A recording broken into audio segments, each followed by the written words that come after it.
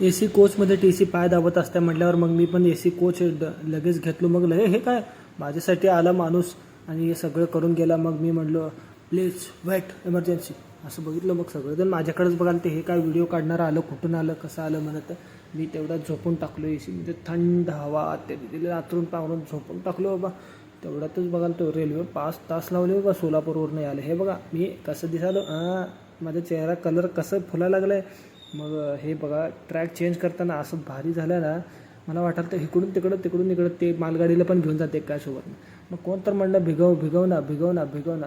मग हे बघा भिगवण आलं होतं हो. मग असंच म्हटलं चाललं. मग तुम्हाला दाखवा म्हटलं हे गवत शेत आहे. मग इथून हे बघा हे ए सी कोचचं एंट्रीद्वारे इथं दरवाजा आपोआप उघडत नाही, आम्हाला उघडावं लागतं आहे दोन्ही साईडनं. ते हे काय दुसरं महाग नाही. मग नंतर जेवणासाठी घेतलं होतं सामान. मग जेवण हे बटन आहे बघा तिथं, बटन चालू करायचं, डबा काढायचं, आपलं घेऊन जायचं. नाहीतर तिथं पैसेवाला असेल तर तुम्ही तिथंच घेऊन टाका.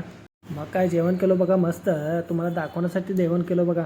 मग परत बघितलं लयच वेळ व्हायला तर कंटाळा व्हायला तर टाईमपास ए सी कोचमधून बाहेर येऊन बघाल तो हे बघा. नंतर आलं होतं कुठलं स्टॉप आलं होतं की हे एवढं वेळ झालं होतं ना.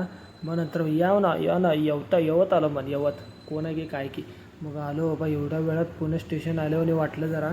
मग बघत होतो हे पण स्टेशन आत्ता आलं म्हणत 6 तास गेले माझे तर या ट्रेनमध्ये.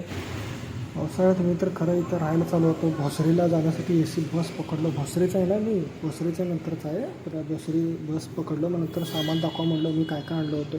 पॉवर बँक, हेडफोन, छत्री, पहिला पाणी बॉटल, डब्बा, नंतर पाकिट माझं पहिला पैसे लागतील, कपडे सगळं आणलं होतं. मग हे दाखवलं तुम्हाला बघितलं. बॅगमध्ये साप नाही आहे, चार्जर ते सगळं सामान येतं. भेटूया पुढच्या वेळेस सगळं काय तर नवीन दाखवलं तुम्हाला. धन्यवाद, बाय.